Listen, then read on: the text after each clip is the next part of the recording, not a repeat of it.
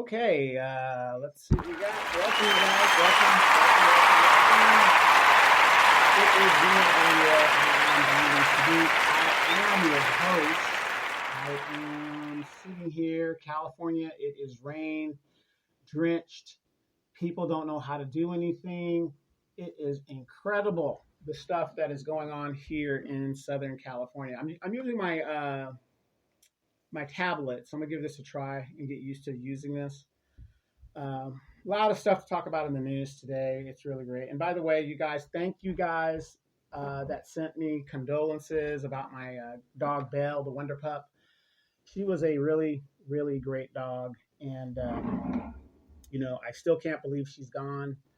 She was 11 years old. Life expectancy for a boxer and a Boston Terrier is about 12 years. And she's 11 years, 1 month. And she had a stroke. She had 2 strokes, and that's all she wrote. And I'm devastated. At least I was devastated. A little bit depressed, but again, death is a part of life. That's one thing we got to accept. Death is a part of life, and you move on. But the good thing is we know all dogs go to heaven. She was a great dog, but I thank you guys for the well wishes and the condolences. Because, when you're a single man, and just like most men and boys, our dogs are everything. They're our best friends. And I'm not saying, women and girls don't love their dogs as much, but the stereotypical trope is a boy and his dog, right? And where I'm at in life, I'm divorced twice, and my kids are grown, and she's all I got. I have 4 cats. 4 cats. Really, I have 2 cats and 2 strays that ended up staying, decided to move in. And so I guess I got 4. But cats are a little bit different than dogs. I love cats just as much. As a matter of fact, I actually love cats more because, I can leave and cats can take care of themselves at the end of the day. But I'm going to miss her. I mean, I haven't gathered her stuff up yet. It's just hard to believe that she's gone. But life goes on. So, I'm a little depressed, but just give me some time. All right, let's get to the meat and potatoes of everything. As you guys have heard, South Carolina, Joe Biden wins South Carolina, 96% of the vote. We're desperate. The Democratic Party is desperate, you guys. They are in full panic mode. And how do I know that? And how can I say that? It's basically like this. And, I just want you guys to understand. There's almost 3 million registered, a little over 3 million people registered in the Democratic Party in South Carolina. Only 4% of those people that were registered actually showed up to vote. This is the primary, you guys. The primary. What do you think is going to happen in the general election? But yet, the Democratic Party doesn't seem like there's a problem. But see, this goes back to what I was telling you guys about the 2-party system. It doesn't matter if the Democrats get in there or the Republicans get in there. They share power equally. You have it for a few years. We have it for a few years. You have it. I have it. You have it. I have it. And as long as we don't give Black people nothing, everything is good. We give everybody else something. But what they don't understand is politics is about power, and Black people are now seeing what the Democratic Party is doing outright and in the open in supporting these migrants. You're putting illegal people over your own citizens. That's a recipe for disaster. The Republicans aren't doing this. This is Democratic policy. This is Democratic policy. And the sad thing in South Carolina when I was watching it is the fact that you saw the old civil rights retreads defending Joe Biden, talking about he's for the people, but they can't articulate what Joe Biden has done positively for the people, much less if they even know what he's done to the detriment of Black people. It's scary. It is scary. That is a generation, and I've said before, a very selfish generation that is not thinking about the generations behind it. What is the point of doing all of this stuff only to shit on the generation behind you and make it harder for them? The problem is the baby boomers are now realizing they are now in their 70s in general, and the party's over. The issues and the party's over. The bad advice that they've given the next generation, the selfishness, the outright selfishness, the inclusion theory. Oh, if I could just move into a white neighborhood, everything's going to be better. If I can just go to a white school, everything will be better. Well, is it? Why is it that the generations after the civil rights generation, we are no better off than before the civil rights? They had, way more stuff than we do. The American dream for the millennials and Generation Y is non-existent. They can rent it, but they can't buy it. They can rent it, but they can't buy it. That's the future. But we're letting all these other people over here, and they are coming over here and skipping the line ahead of us. You got a California task force that put out a report, and if you read the report on the reparations task force, because so goes California, so goes the rest of the nation, so they say. But if you look at the task force and you read the report, it's not specific to Black people. You guys have got to understand, reparations can only be a cash payment. They didn't go to the Asians and say, hey, we're going to give you dry cleaners, we're going to give you land, we're going to give you free education, we're going to give you housing. No, it has to be cash reparations. And you got some Negroes out here that will fight tooth and nail and say, no, we can get education, we can get loan forgiveness, whatever. Well, what if I don't have student loans? What if I already have an education? What if I already have a house? What if I've already got a car? So if that is what reparations is, then I'm being denied my reparations. So it could only be cash reparations. Who are you to tell me what I need to do with my money? Cash reparations, if I want a house, I can buy a house. If I want a car, I can buy a car. If I need a higher education, I can buy a higher education. It can only be cash. Do not be fooled by anything else. Before we get into it, before we really get into it, because I kind of forgot this, you guys, please check out the African Diaspora News Channel app. Download it on Google Play and the Apple Store. Download it. You can see great videos with Dimitri K, Brother Phil Scott, Vicki Dillard, Juan Gale, and a whole host of hosts that will bring information that dealing with the African diaspora. That's where I get a lot of my information, and it's mind blowing. It's mind blowing to find out some of the very problems that we have here, they're having in Africa. But the difference is they have people that look like them that are screwing them over. But at the same time, the majority of the wealth in those countries is controlled by a small group of white people, which is basically what we have here in the United States. I guess it's 5% of the wealthy control 95% of the wealth in the United States, something like that. Same thing. So please go and download the African Diaspora News app and get that great information. That's where I get a lot of information when it comes to great videos. Philip Scott, Dimitri K, they're doing a great job over there. And I've been following Philip Scott since he started.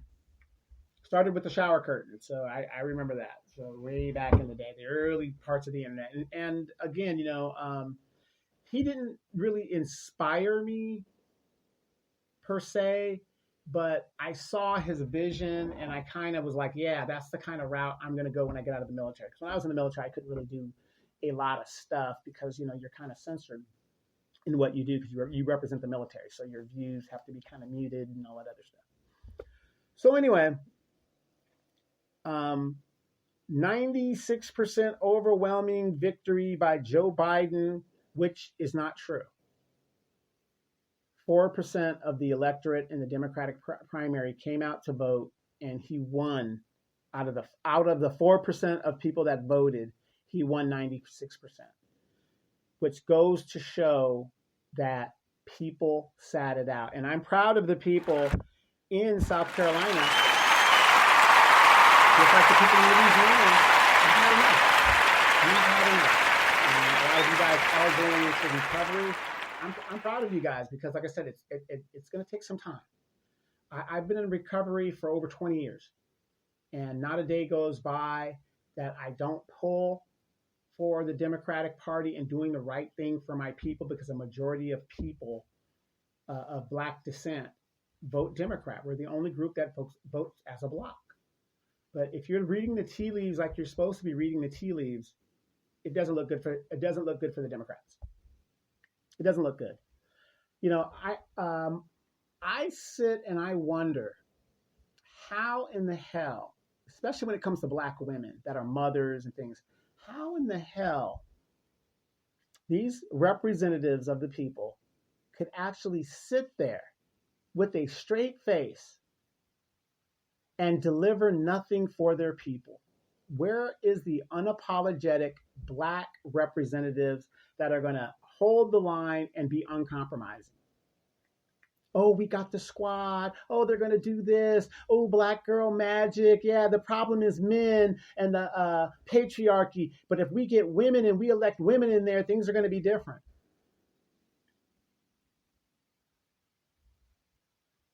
Hello? Are things different? Are things different? Now, I'm not blaming the women in general, but the trope of electing Black women into leadership positions, representative positions, is going to change our lives. We gave it a try. Has anything changed? Absolutely not. Symbolism is what we get. How many of you guys remember the actress Janet, what's her name? Jennifer Lewis. Tangi Brown, she's gonna go to the Supreme Court. Cooning on a high scale level. Tangi Brown, you know, like this woman is Moses. What has Tangi Brown done since she's been on the Supreme Court? This is a lady that is a total embarrassment. She can't even define what a woman is. Simple question. What's a woman? Well, I don't understand the question. What? I'm not sure where you want me to go or how do you want me to answer the question. What is a woman? I'm very sure Ketanji Brown identifies as a woman. She's married to a man, I think. Total embarrassment. Total embarrassment, you guys. So yeah, I don't want you guys to be fooled. I want you guys to hold the line when it comes to the Democratic Party. Recently in Nevada, that was today, Joe Biden won overwhelmingly in Nevada, unopposed. How do we say we're a republic, a representative government, and we hold no primaries? If Joe Biden is doing such a great job, why can't he stand in a debate and defend it? Why can't he do that? What's he afraid of? What's the Democratic Party afraid of? No, they're going to tell us when we're supposed to be the bosses, and we're supposed to tell them what's happening and how it's going to go down. You guys, the fear mongering, you have nothing to fear but fear itself at this point if you're a Black person in America. If you are an ADOS leaning or identifying Black person, you are at the bottom of the social and economic scale. You're at the bottom. You have nothing to lose at this point. We've been telling you guys for years that if we do not change how we vote, if we do not change the dynamics of how we are dealing with politics, we're going to be at the bottom, and now we're here. The reality is we're here. They've stolen our wealth. They're gentrifying our neighborhoods. Now they're bringing in illegal people to replace the vote. The Democratic Party keeps telling you and fear-mongering you that the vote is at stake. The vote is at stake. No, the vote is not at stake. If you have an ID and you can legally, and you're a legal citizen of the United States, and you're not a felon and you didn't get your rights reinstated, you can vote. The issue with the migrants is they can't vote, but their children that are born here will. And that is going to be the difference to eradicate the black vote in general. The Asians are the smallest group in the United States, but yet they're the richest. Why don't they have a problem with it? Because when you got money, money speaks, everything else walks. Black people have money, but like my compadre Dimitri K says, we spend 97% giving it away. It's very alarming. But one thing about me, I'm a realist, you guys. I don't like to fake the funk. Okay, I'm not one to tell people what they should do with their money, because you got those old Negroes that will say, well, if you give the Negroes reparations, they're just going to give it right back to the white man and spend it. Okay, and then that means you need to be smart enough to start a business to get some of that money that they're going to spend with the white man and get it for yourself. We're not all going to be foolish with the money. Something to think about. Something to think about. Yeah, it's getting bad out here, you guys. Black representation. How many of you guys have read the Communist Manifesto? How many of you guys have read that?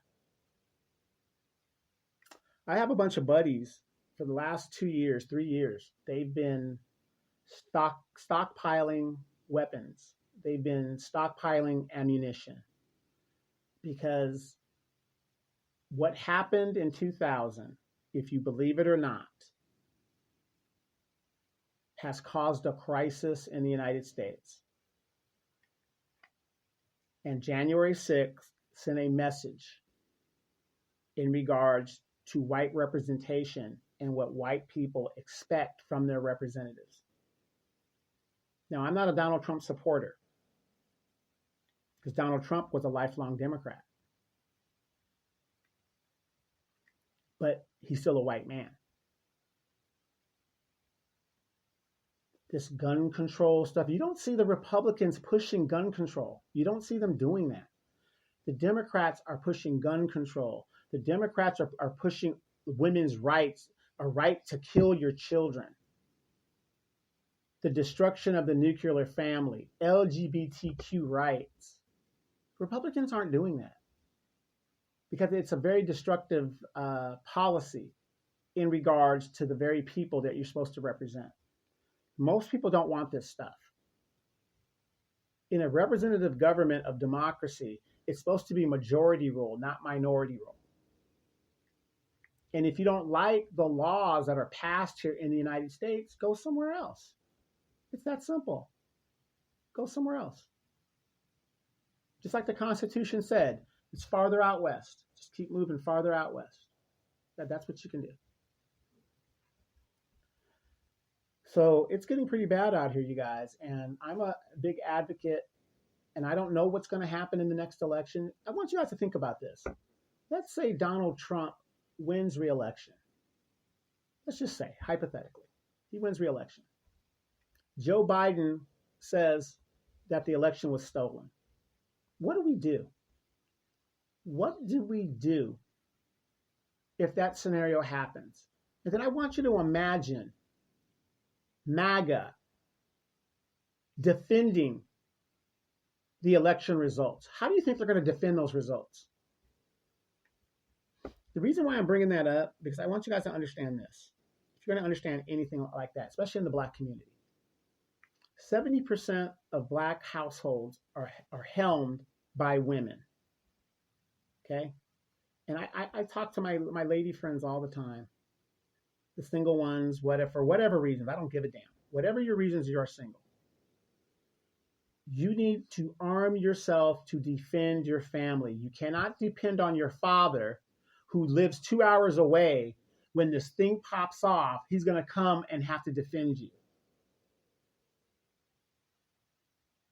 And I just hear the sheer ignorance in our community.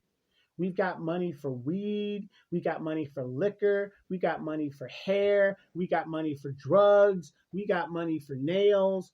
We got money for all the stupid stuff, but we don't have the money that we need for practicality. Can I say that? Practicality.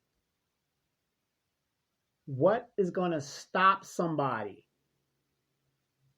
from pushing into your door, Black woman, and you don't have no man for coverage? That's what I worry about. As we know, for the nation, 50% of all homelessness is Black people. How is that possible in a nation of almost 300 and we're over 300 million people? How is it that Black people who supposedly make up 14% of the population could be 50% of the homeless? If that doesn't tell you there's a genocide going on, what other proof do you need just by the generic numbers they're throwing out there? Out of the 50%, if that's true, 50% of the evictions or homeless people are Black, who is leading in the eviction process across the United States? Black women and their families. What is the fastest growing rate of group of people that are being incarcerated? Black women. I'm concerned. Because feminism has warped our Black women's mind and has created in these girls' minds that their man is the enemy. Black women are perfect, but they expect the Black man to be perfect. No person is perfect. Every time I talk to some of my lady friends and they talk about, men and, the toxic masculinity and all this other stuff, right? And I always ask them, were you in an abusive relationship? Well, no, I wasn't in an abusive relationship. Oh, you saw a movie. You saw a movie. You saw a movie. I got it. You just saw The Color Purple, right? I always tell people, a lot of women 80 years ago were getting their asses beat because that was the culture. You can't take what is considered correct there and put it here by our value system. It's not the same thing. We are right now living in a Pizarro world. These women pick and choose the little things that they want, but they don't take the whole context of what it's supposed to be. And I'll give you an example. Even if you go back to the early 20th century, where women were, let's say the Color Purple time, early 20th century, 1920s, early 1900s, whatever. Even if you take that context and the culture was what it was, has the patriarchy changed from then till now, where we're at now? Has the responsibility of a man to provide for his family and be responsible changed from then till now, or even from the inception of this country and even farther back then till now? Is the man held accountable for things that go on in his household from then till now? The patriarchy hasn't changed. The matriarchy has changed, very much so. But the patriarchy hasn't changed. Men are held accountable for what they do. We've got laws in the child support system that hold men accountable. But notice, when a woman does paternity fraud, is she held accountable in general? Never. But in that scenario, a man who is not the father could be deemed financially responsible for a child that he had nothing to do with in making. How is that fair? So my point is, do you see what I'm saying? A man is always held accountable for his actions, no matter what he does. But women saying that masculine toxicity is the problem, but the matriarchy wants the man to be traditional, but at the same time, they don't want to be traditional. How does that work? You're demanding a man to do this, this, this, and this, and be a man. But at the same time, you could be free and fancy footloose. It doesn't work that way, ladies. It doesn't work that way. If that's the case, why can't I be married and have a girlfriend at the same time, or even have two wives? Oh, no, we can't do that.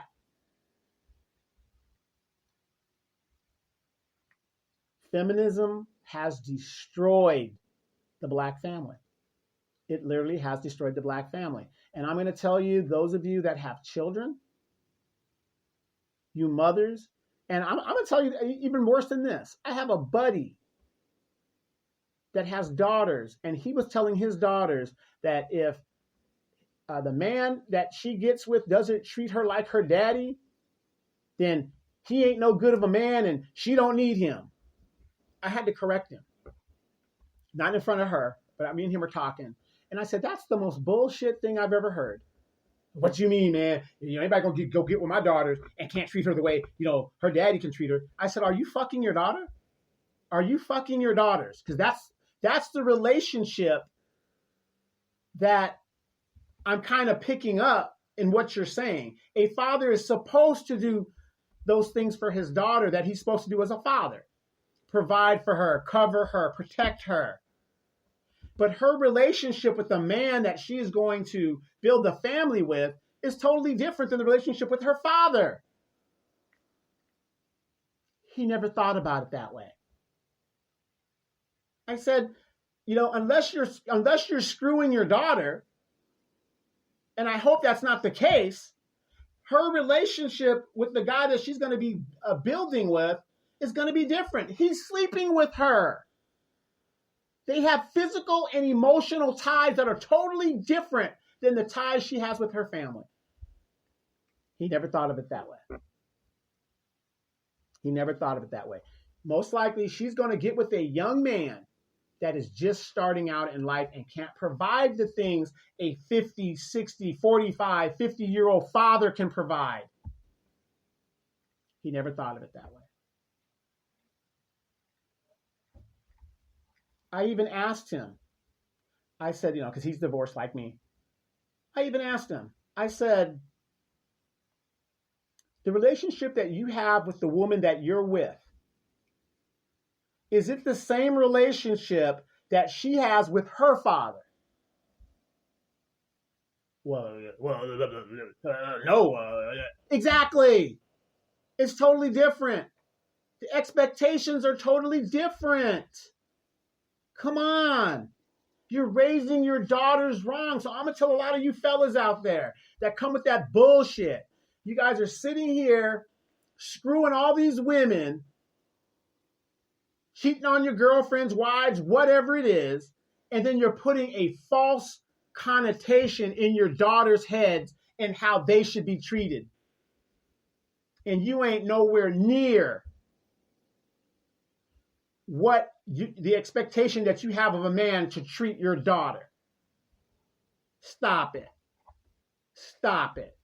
You're out here screwing in any and everything, and you expect some young man to treat your daughter in a way that you ain't treating some other man's daughter. How is that fair?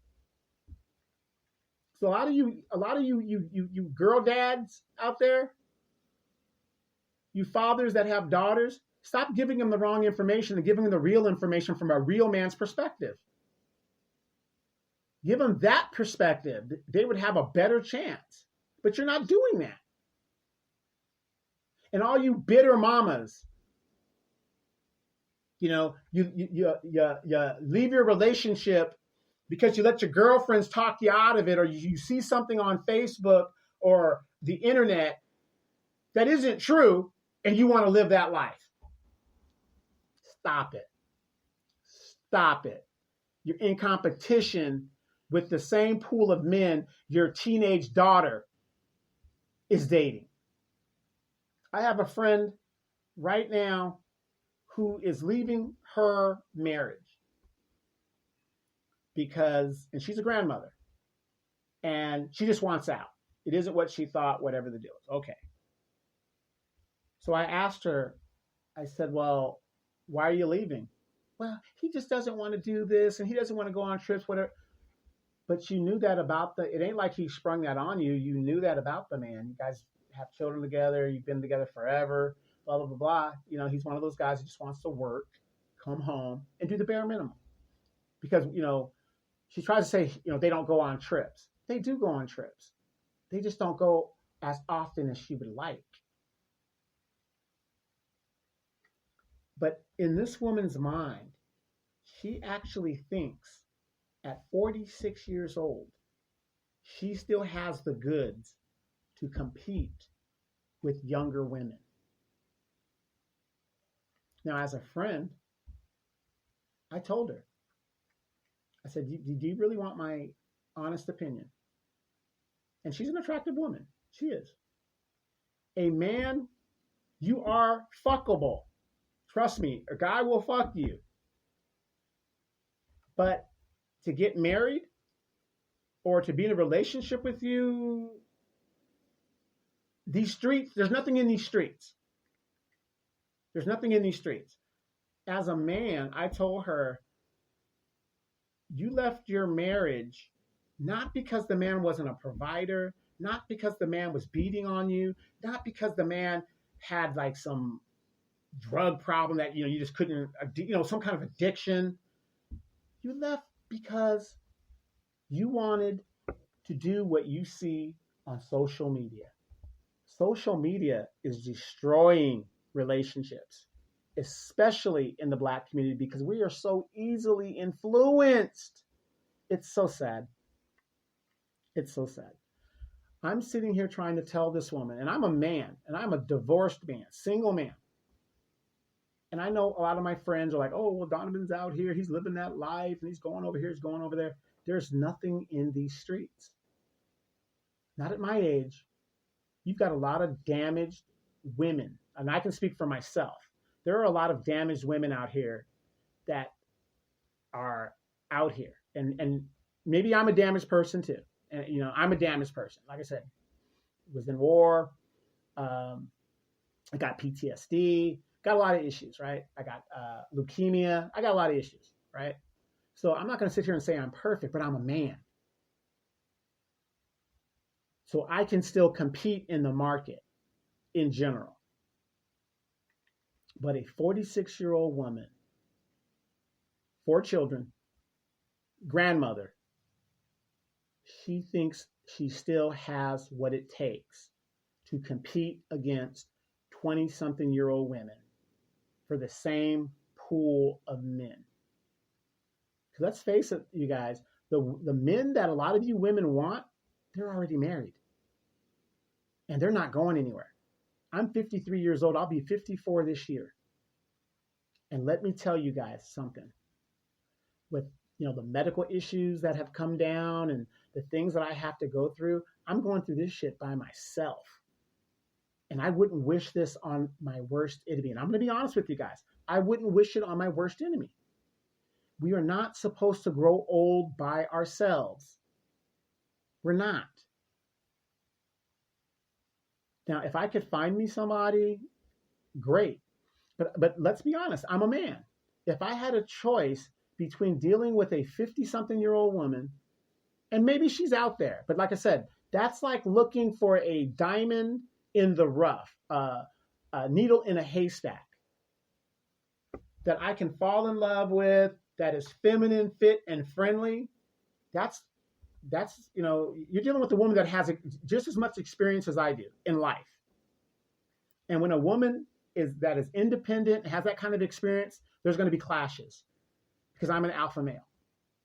See, so I know that about myself. But if I had a choice between a 50-something-year-old woman and a woman that's younger in her 40s, I'm going to take the woman that's in her 40s. Of course I am. Of course.